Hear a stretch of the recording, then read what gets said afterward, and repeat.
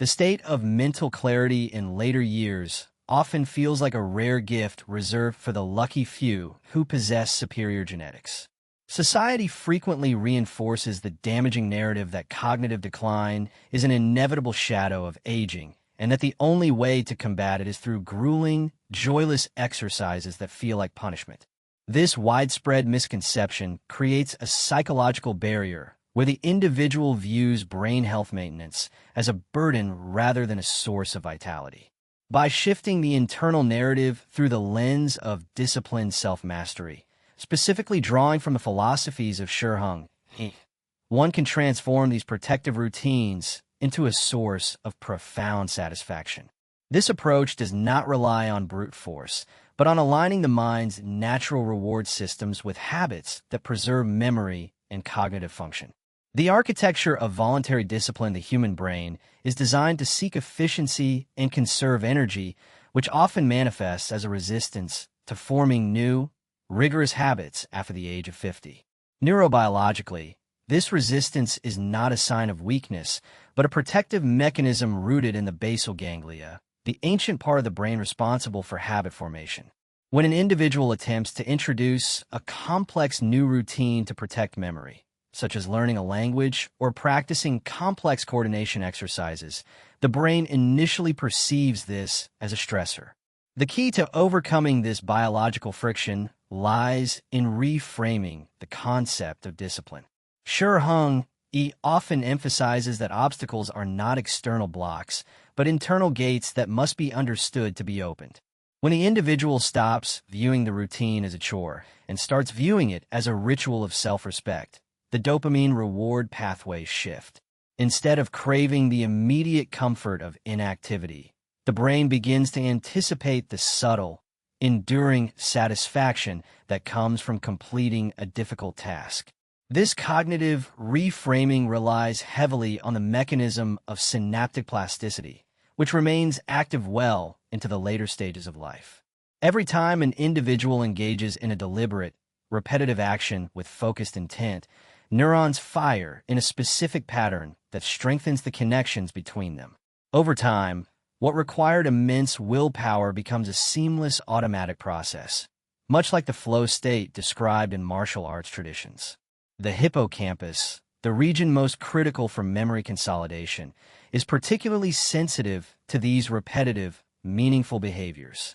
By engaging in a daily structure that challenges the mind without overwhelming it, the individual stimulates the production of neurotrophic factors that repair and build neural networks. This biological process mirrors the philosophical concept of turning the heavy stone of discipline into a feather through consistent, mindful repetition. It is natural to feel resistance when facing a new regimen initially. A practical application of this principle involves the restructuring of the first hour of the morning. Instead of allowing the mind to drift into passive consumption of news or immediate stressors, the individual establishes a fixed sequence of actions. This might include a period of silence, a specific hydration protocol, and a review of the day's intentions. This is not merely about time management, but about signaling to the nervous system that the individual is in command. Heng speaks of the necessity of clearing the mind of clouds to see the peak of the mountain. In this context, the morning routine acts as the wind that clears the mental fog. The predictability of the routine lowers cortisol levels, which are known to be neurotoxic to memory centers when chronically elevated. By controlling the start of the day, the individual protects the brain from the chemical wear and tear of unmanaged stress. However, a rigid adherence to routine without adaptation can become a trap in itself. If the individual performs the exact same cognitive tasks every day without variation, the brain creates a groove so deep that it stops learning. This is the counterpoint where discipline must meet flexibility. The goal is to build a structure that supports growth, not a cage that restricts it. If a memory exercise becomes too easy or a physical route becomes too familiar, the neuroprotective benefits diminish because the brain is no longer being challenged to adapt. The routine must evolve, introducing slight variations that force the brain to pay attention. This balance prevents the stagnation that Heng warns against, where the practitioner goes through the motions without the presence of mind. The emotional component of this discipline cannot be overstated. Memory is deeply tied to emotion, and the amygdala plays a gatekeeper role in what the brain chooses to retain. If the routine is performed with resentment or boredom, the brain is less likely to encode the benefits. The individual must cultivate a sense of gratitude or purpose during the execution of these tasks. When the act of studying or exercising is paired with a feeling of accomplishment or connection to a larger goal of longevity, the chemical environment of the brain becomes optimized for preservation. The discipline transforms from a dry obligation into a nourishing practice that feeds the spirit as much as it protects the neurons. Ultimately, the brain begins to love the routine not because it is easy, but because it provides a sense of safety and capability. As the individual notices small improvements in recall or focus, a positive feedback loop is established. The external validation of a sharp memory reinforces the internal commitment to the practice. This is the essence of self-mastery, where the desire for the result and the enjoyment of the process become indistinguishable. The routine becomes a sanctuary rather than a sentence. It is in this space of voluntary, loved discipline that the mind finds its strongest defense against the erosion of time. What belief about my own capacity am I ready to release? Motion, as the guardian of cognitive reserve, the connection between physical movement and cognitive endurance, is one of the most robust findings in neuroscience, yet it is often compartmentalized as separate from mental training. The biological reality is that the brain is a high-energy organ that depends entirely on the vascular system to deliver oxygen and glucose. As the body ages, the efficiency of this delivery system can decline, leading to subtle forms of starvation in critical brain areas. Physical movement acts as a mechanical pump that forces nutrient-rich blood into the deepest recesses of the neural architecture. Heng frequently discusses the unity of the external form and the internal state. From this perspective, a stagnant body inevitably leads to a stagnant mind. The physical act of moving is not just about muscle maintenance. It is a direct signal to the brain to remain plastic and alert. One specific mechanism at play is the release of brain-derived neurotrophic factor, often referred to as fertilizer for the brain. This protein supports the survival of existing neurons and encourages the growth of new synapses and neurons. High-intensity movement is not always required to trigger this release. Consistent, complex movement is equally effective. Activities that require balance, coordination, and rhythm engage the cerebellum and the motor cortex, forcing these areas to communicate rapidly with the prefrontal cortex. This crosstalk between brain regions builds cognitive reserve, a buffer that allows the brain to function well even if some physical degradation occurs. The individual who practices movements requiring focus is essentially knitting a safety net for their memory. One might wonder if the body truly holds such influence over the mind's clarity. In a practical scenario, consider the individual who integrates a practice of mindful walking or slow, deliberate coordination exercises into their daily life. Unlike mindless repetition on a treadmill, this movement requires awareness of weight transfer, breath, and posture. This creates a state of moving meditation where the mind cannot wander to past worries or future anxieties. The focus required to maintain balance on one leg or to coordinate a complex hand movement pulls the brain into the present moment. This present moment awareness is crucial for memory encoding. Many memory lapses in later life are actually deficits in attention. The information was never properly recorded because the mind was elsewhere. By training the body to be present, the individual trains the mind to record the world with greater fidelity. There are limitations to this approach, particularly when the individual pushes the body beyond its recuperative capacity. In the pursuit of vitality, one might fall into the trap of overtraining, which raises inflammation and stress hormones. Chronic inflammation is a known antagonist to brain health. capable of crossing the blood-brain barrier and damaging neural tissue. The wisdom lies in finding the middle path, a concept central to Heng Yi's teachings.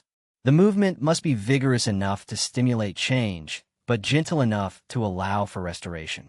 If the body is in a constant state of repair from injury or exhaustion, the resources needed for cognitive maintenance are diverted to physical healing. The relationship between posture and cognitive confidence is another subtle but powerful factor.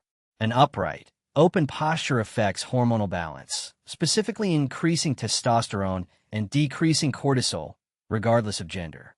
When an individual collapses physically, with rounded shoulders and a downward gaze, the psychological state often follows into passivity and withdrawal. By consciously adopting a posture of strength and stability, the individual hacks the feedback loop between body and brain. The brain interprets the physical stance as a sign of safety and competence, which reduces the background anxiety that often interferes with memory retrieval. This physical embodiment of dignity is a core component of maintaining agency in the aging process. Furthermore, the social aspect of movement can amplify its protective effects. Engaging in synchronized movement with others, whether in a class or a group walk, releases oxytocin and endorphins. These neurochemicals counteract the feelings of isolation that are significant risk factors for cognitive decline. The brain is a social organ, and it thrives on the complex signals involved in interacting with others. When movement is combined with social connection, the protective effect is multiplied. The routine of meeting others for a physical activity creates an external accountability structure that supports the internal discipline. The integration of breath work with movement serves as the bridge between the somatic and the cognitive. Deep, regulated breathing stimulates the vagus nerve, which activates the parasympathetic nervous system. This state of relaxation is essential for the consolidation of memories, which primarily happens during rest. By concluding a physical routine with focused breathing, the individual transitions the brain from a state of alertness to a state of integration. This cycle of activation and rest mirrors the natural rhythms of nature. It ensures that the energy generated by movement is not scattered but stored as vitality and cognitive clarity. Where do I feel the most tension when I try to rest? Nutritional clarity and sensory fasting, the fuel that enters the body, dictates the quality of the thoughts that the brain produces. In the context of aging and memory protection, the definition of nutrition must expand beyond calories to include the information and sensory inputs the individual consumes. The gut-brain axis is a bidirectional communication highway linking the emotional and cognitive centers of the brain with peripheral intestinal functions. Chronic inflammation in the gut, often caused by processed foods and sugar, sends distress signals to the brain that can manifest as brain fog and memory lapses. Heng Yi emphasizes the importance of purity and the removal of impurities to find the true essence of the self. Biologically, this translates to a diet that reduces systemic inflammation, allowing the glial cells in the brain to perform their housekeeping duties of clearing metabolic waste. A critical mechanism in this domain is the regulation of insulin sensitivity. High levels of circulating insulin and glucose can be damaging to the hippocampus. The brain requires a steady, consistent supply of fuel, not the erratic spikes and crashes associated with a high-sugar diet. When the individual adopts a way of eating that stabilizes blood sugar, such as prioritizing healthy fats and complex fiber, the brain receives a constant energy stream. This stability is perceived by the brain as a safety signal, allowing it to allocate resources to long-term maintenance rather than immediate survival. The mental clarity that follows a period of clean eating is not a placebo. It is the feeling of a brain that is no longer fighting a chemical war. In a daily application, this might look like the ritual of preparing and consuming tea or a simple, nutrient-dense meal without the distraction of screens. The act of eating becomes a mindful practice. The individual focuses on the texture, the taste, and the nourishment the food provides. This sensory grounding prevents overeating and improves digestion, but more importantly, it creates a space of quiet in the middle of the day. It is a form of sensory fasting where the constant barrage of digital information is paused. Heng, he often speaks of the monkey mind that jumps from branch to branch. Constant digital consumption feeds this restless state. By creating boundaries around meal times, the individual starves the monkey mind and feeds the focused mind. However, the pursuit of nutritional purity can sometimes lead to an unhealthy obsession or social isolation. If the dietary rules become so strict that the individual cannot share a meal with family or celebrate a special occasion, the stress of adherence may outweigh the biological benefits. The joy of connection and the pleasure of food are also nutrients for the brain. A rigid, fearful approach to food releases stress hormones that can impair digestion and cognition. The goal is a sustainable, intuitive relationship with food that prioritizes how the body feels over dogmatic rules. The individual must learn to listen to the body's signals, distinguishing between emotional cravings and genuine hunger. The concept of sensory fasting extends to the auditory and visual environment. The modern world is filled with noise that the brain must constantly filter out, a process that consumes significant cognitive energy. For the aging brain, this filtering process becomes more taxing. Creating periods of absolute silence or exposure to nature sounds can restore attentional capacity. This is akin to clearing the muddy water so the moon can be reflected clearly. When the input is reduced, the brain has the opportunity to sort and file the memories of the day. This downtime is not empty. It is the active phase of memory consolidation. Hydration is another often overlooked factor in cognitive performance. The brain is largely composed of water, and even mild dehydration can lead to significant deficits in short-term memory and attention. As people age, the thirst mechanism becomes less sensitive, making deliberate hydration a necessary discipline. Integrating water consumption into the daily routine acts as a physical reminder of the commitment to brain health.